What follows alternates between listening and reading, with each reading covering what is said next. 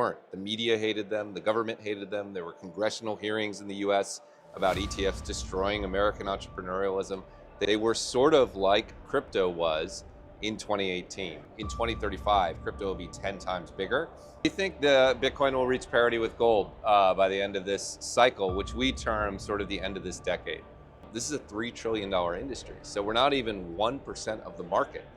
I think it will onboard 1 billion people into stablecoin use and completely normalize it. You're going to see all the largest banks in the world enter that market. But I do think you risk missing out on Solana, on other exciting chains if you don't have broad-based exposure. Crypto treasury trend is massive. It feels like every day there's a new multi-hundred million or billion-dollar plus crypto treasury company. I think we're in a multi-year secular bull market. Hello guys, so we are now at Goldman Sachs Digital Assets Conference in London, and here with you, I'm Bitwise CEO Telecom, and our guest, Matt Hougan, who is Chief Investment Officer at Bitwise, and they're the first issuer of crypto indexes, and as well the biggest issuer of crypto indexes, and as well one of the biggest issuers of Bitcoin and Ethereum ETF. So great to have you here, Matt. Thanks for having me. I'm really excited to be here. So can you tell us about your background and how did you discover crypto first and how did you get involved? Sure, absolutely. So yeah, I've been Chief Investment Officer at Bitwise since 2018, so 7+ years. Before that, I was in the ETF space, and I was the CEO of a company called ETF.com. And after I grew and sold that business, I looked around for a new disruptive technology that pattern matched to ETFs. The thing most people don't know about ETFs is while they're very popular today and very well accepted by institutions, in the early days, they weren't. The media hated them, the government hated them. There were congressional hearings in the US about ETFs destroying American entrepreneurialism. They were sort of like crypto was in 2018. So after I saw the ETF growth, I wanted another financial technology that I thought could change the world in a positive way and grow exceptionally fast. That was crypto, and so made the move over into crypto and have been there ever since. So did you discover crypto Bitcoin back in 2018 or was it much earlier? No, it was much earlier than that. My first interaction with crypto was in February 2011. We had some analysts at ETF.com. The day that Bitcoin crossed $1, we had a big meeting about it, a big discussion about it. I also had the Winklevoss twins present at my ETF conference in 2013. And that was actually an important moment for me. Their lawyer was a woman I knew very well from the ETF industry, a legend in ETF law, told me that Bitcoin was much more serious than I was treating it as. And that was really when I started really paying attention to it. And so by the time we sold ETF.com, I had been following crypto pretty intently for 5+ years and was ready to move full-time into the space. So were you investing in Bitcoin back then, or you I were wish just monitoring? I wish I had invested in 2011 when it crossed $1 and I had that meeting.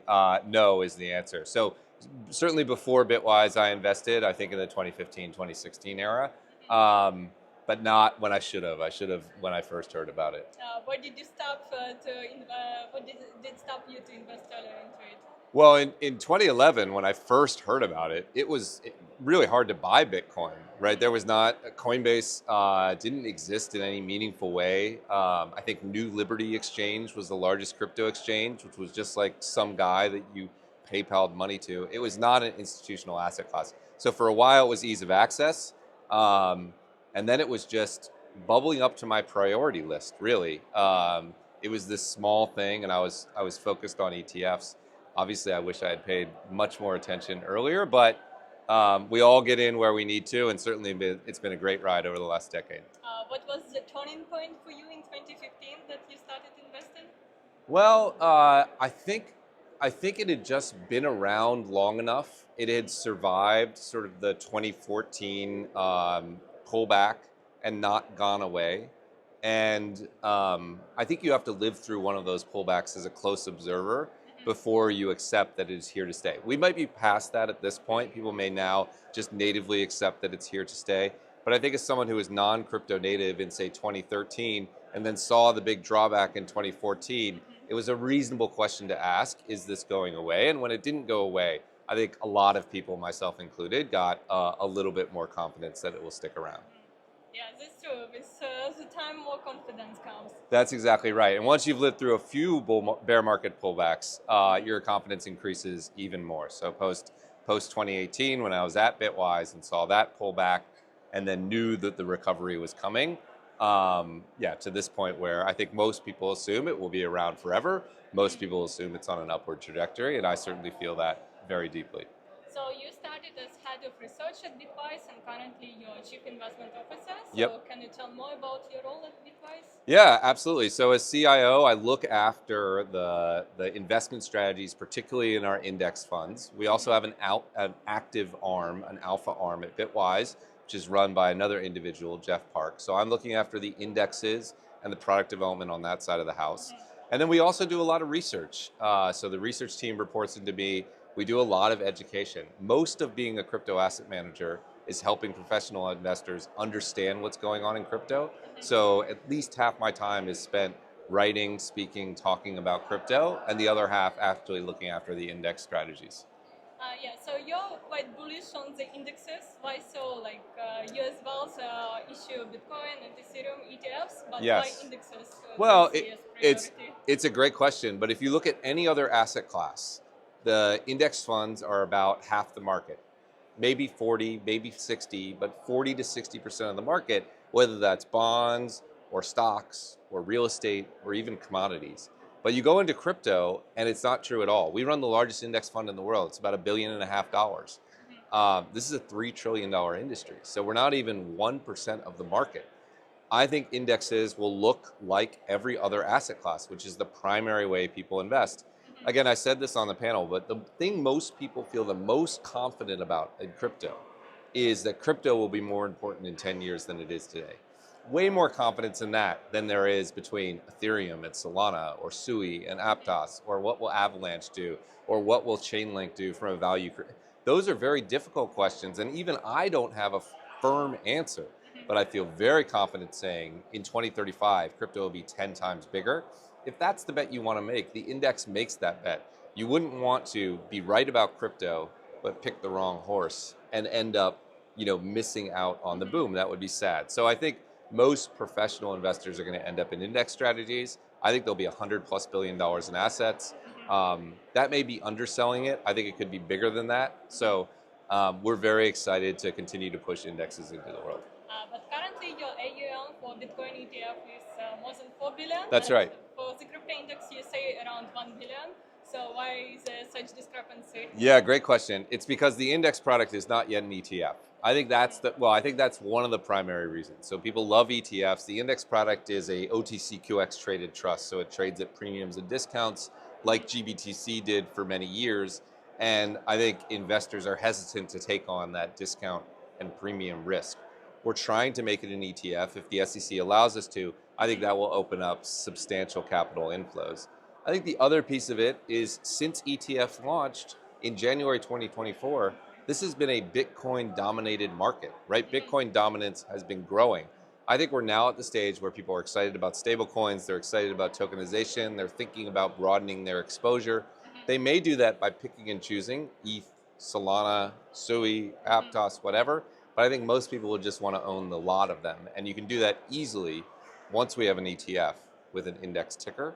So I suspect when that happens, you'll start to see assets go up substantially. And what do you think the timeline for the approval of index ETFs? Well, we don't know. The SEC has to make a decision on the uplisting of our OTCQX trust in late July. So they may say yes, they may say no. I don't know. But we should know more in late July, and we'll see where we get. And if we compare the performance of Bitcoin ETF and as well of your crypto index, so Bitcoin's been outperforming. Yeah, absolutely. But this has been a Bitcoin dominant market. Indexes tend to outperform active strategies over long periods of time. But if Bitcoin is the thing that dominates, then you're better off just buying Bitcoin. But I will say this, the way our index works, it's market cap weighted. So if Bitcoin becomes the only thing that matters in the world, the index will own more and more Bitcoin over time. Yes, it will slightly underperform Bitcoin, but you won't have the risk of missing out on the emergence of ETH or the emergence of Solana, etc. So it is a trade-off. So what are the currencies currently at your index? Yeah, sure. So predominantly Bitcoin, but it has exposure to ETH and XRP and Solana and SUI and Polkadot is in there, and I'm going to miss a few. It's a nice mix of different assets at this point. So the next question: when will we see the altcoin season? Yeah, So look. this is a great performance for your index. Yeah, I agree. I don't think we're going to see a classic altcoin season where all altcoins rise. I think what we're going to see is select altcoins that find real product market fit and real traction do exceptionally well. So I think there's going to be a wide dispersion of altcoin returns. I think the larger chains may be better positioned at this point. In other words, I'd be looking at ETH and Solana and chains like Sui and Aptos more than I would be looking far down the spectrum, because I think institutions will migrate to those chains. But look, I think we're going to see different altcoins rally. I think they'll do well, but I think there'll be a dispersion of returns. And you mentioned that you still have Polkadot in your index, but Yeah, it's. at the same time, all these old chains they not really showed good performance. I agree with that. The funny thing about index strategies is you have to be a little bit humble, and sometimes you own assets that you don't really like. And often those assets eventually leave, and that's a loss for the product. But sometimes they don't. I'll give you two examples of assets that the market gave up on, but the index didn't. One is XRP, which, say what you will about XRP, but has been one of the better performing assets over the last year. That was an asset that people gave up on, but retained a large market cap, and post the Trump election found a new narrative. Another is Solana, which post FTX went down really substantially and a lot. I think a lot of people wrote that off, and yet it came back.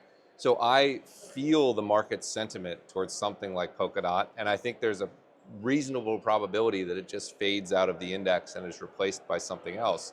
But the beauty of the index strategy is at any moment, it owns the 10 most successful chains, and you don't have to worry about that. It's absolutely true that active managers can pick and choose and probably do better. And it's also true that as I look at the index, I don't love every asset in the index. But for me, I just want to make that simple bet. Crypto will be more important in 10 years. Yes, we'll own some bad, but we'll mostly own the good. And to me, that's a win. It still sounds like a VC investor, so you spray and pray. It's a little bit like that. But if you make an analogy to the equity market, the S&P 500 is the largest index that most people follow, U.S. equities. No one likes all 500 companies in the S&P 500, right? If you went through company by company by company, maybe you like 350 of them, but people buy the index, there's trillions of dollars tracking it, because U.S. stocks on average have been a great bet over the last 30 years. And I think the same thing will be true in crypto. Again, not all these assets will perform well. Some will exit, some will enter. But in aggregate, having broad-based exposure to crypto with one push of the button is a great place to start. It doesn't have to be all of your portfolio. You could do 50% index and 50% active and pick your favorite assets. But I do think you risk missing out on Solana, on other exciting chains if you don't have broad-based exposure. And what will be the factors to catalyze the altcoin season? I think it's going to be fundamentally driven. So one factor will be market clarity regulation in the U.S. I do think that will be significant. If we get the Clarity Act passed through Congress, I think that will be a big deal. But beyond that, it will be fundamental traction. It will be users and developers and revenues that I think people will be focused on, even more so than narrative. I think narrative historically sold. I think now people want real data. Yeah, that's right. So how will things change with the adoption of Genius Act in the US? Yeah, if that passes, which it's passed through the Senate with remarkable support. It's worth noting it got 68 or 69 votes. It's only the third piece of legislation in the U.S. that got 60 plus votes this year. So it's one of the few things America can agree on. So I think that's a very good sign. Assuming it passes the Senate and the House and gets signed into law, I think it creates a multi-year bull market push for Ethereum and other crypto assets that service that market. I think it will onboard 1 billion people into stablecoin use and completely normalize it. You're going to see all the largest banks in the world enter that market, but we do need those pieces of legislation to pass. So assuming they pass, I do think it marks the start of a new sort of mega cycle in stablecoin related investing. And I think that market, will be 10, 15, 20x bigger than it is today. Yeah, if it accelerates adoption to that level, it will be really great to see. Yeah, yeah. And as well, can you tell about other products? So you have as well Web3 ETF, you as well track publicly trading companies like MicroStrategy buying Bitcoin. Yeah, I mean, the other thing I said on the panel, which I think is really true, is that many crypto investors are underexposed to the equity side of crypto. If you think about what public blockchains are doing, they're introducing new capabilities into the world. They're accruing some of that value, but some of the value is being accrued by companies that use those to provide services to the world. For the last few days, we've seen Circle be the best performing crypto investment of the year. It relies on Ethereum and Tron and Solana to exist. Without Ethereum, Tron, and Solana, there is no Circle, and it's capturing a huge amount of the upside. So yeah, we offer crypto equity ETFs. We have a variety of different ETFs. Our biggest and broadest is BITQ, which provides broad-based exposure to these crypto equities. I actually think no crypto portfolio is complete without equities alongside crypto assets. I don't think crypto assets are enough. I think you need the equity component as well. And can you tell us well more about Web3 ETF? So Yeah. What companies does it track? Sure, yeah. So if you think about the sort of waterfall of crypto, you have public blockchains, Bitcoin, Ethereum, Solana, and you can invest directly in those assets. You have companies that use those public blockchains directly or support that ecosystem. That's like Circle, Coinbase, Bitcoin miners, etc. And then you have companies that are one step further down the chain for which the capabilities allowed by public blockchains and infrastructure are additive to your business, and that's sort of the Web3 equity market. You can think of companies like Roblox, or you can think of companies like Shopify, or you can think of companies like PayPal that are experimenting in that space, but for which it's not a primary driver of their business. I think that's an interesting market as well. It's one step derived. It's sort of like who is thinking about blockchain in progressive ways, but has a broader business. I think those companies are destined to do well too. But that ETF didn't really show any performance. It's like below 1%. So Yeah, and it has very limited traction. I think what that tells you is people want to be closer to the bone on crypto exposure. They want the direct crypto exposure more than the indirect exposure, and I completely understand that. When you're an asset manager, you create a variety of products. Some have traction, some don't. You're trying to provide exposures that you think the market will want. The market has not yet wanted that exposure in a significant way, and those stocks haven't demonstrated significantly different performance from the broader equity market. I think that's probably an indication that crypto and blockchain is still early. It hasn't penetrated traditional business. That will change over time, and that product will have its moment. But you're absolutely right. Right now, it's sort of one step removed from the heat. and now we see as well more and more publicly traded companies starting adopting Bitcoin or Yeah. with the Ethereum as well, and new companies launching to buy as much Bitcoin as possible. So what are your thoughts on that? Yeah, the crypto treasury trend is massive. It feels like every day there's a new multi-hundred million or billion-dollar plus crypto treasury company in my inbox. I don't think that trend is over. I think that trend will peak in Q3, and eventually the market will be saturated. I don't think we need a million companies that do this exclusively. I'm actually maybe even more excited by companies that adopt Bitcoin as part of their treasury strategy, as opposed to direct, like a MicroStrategy, etc. I think there's room for a handful of MicroStrategies in the world, but I think there's room for thousands of traditional companies that own 5 or 10% Bitcoin in their treasuries, and I suspect that's a trend that has multiple years of legs. This Bitcoin treasury boom, I think I think the world will eventually be saturated. I'm a fan of the companies. I think they should exist, but there are a lot of them right now, and they're coming fast and furious. Do you see the risks for those companies who are holding Bitcoin, especially with MicroStrategy? I think people misunderstand the risk, to be honest. The thing people worry about, or the thing they express worry about, is that the value of the Bitcoin will fall below the value of their debt, and so they'll be underwater. and they sort of make the assumption that they'll have to sell all of their Bitcoin all at once, which will collapse the price. But that's not the way these markets work, right? The way these markets work, many of them are raising equity to buy Bitcoin, in which case they can hold it literally forever. Some of them are doing convertible debt, but the convertible debt comes due or has redemption rights at periodic points between late 2027 and 2031. And the scale of that debt is actually really small at this point. It's tens of billions of dollars. It's not that much Bitcoin, right? Bitcoin ETFs bought $36 billion of Bitcoin. So if a company faces a debt challenge at some point and it has to raise dilutive equity, I don't think that will be a big deal. I don't think we're at the point, at least when I look at the specifics of the bond covenants, I don't see a scenario where one of these companies has to sell 50,000 Bitcoin in a day. I just don't think that's not the way the bonds are written. That's not the way they come due. That's not the way this market will function. I suspect it may mean that some of these stocks are not good stocks to buy, but I don't think it's yet a risk to the Bitcoin market. I think people misunderstand that. Yes, that's good to hear. And as well, in your opinion, for how long this bull market will last? Oh, look, I think we're going to have volatility for sure, but I think we're in a multi-year secular bull market. The thing that's happening right now that matters more than anything else is institutional capital is moving into crypto.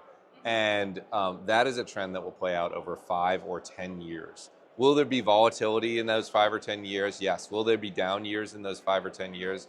Absolutely. But we're doing a one-time uploading of Bitcoin and crypto as a new asset class into traditional investment. And the size of that is it's just massive. I mean, there's so much wealth in the world that has zero exposure to crypto. As that changes, I think it's 5 or 10 years of generally up, with periods of up and down, but generally up. And as well on the panel, you mentioned that you advise to the traditional asset managers to allocate 5% of their assets into crypto. Yeah. So why so? Yeah, that's sort of math driven. So when we look at the data, what you see is that historically, if you add up to 5% Bitcoin to your portfolio, it's not the biggest driver of the biggest pullback in your portfolio. What's called the maximum drawdown. And the reason that's important for traditional investors is that is the moment that hits you in the gut.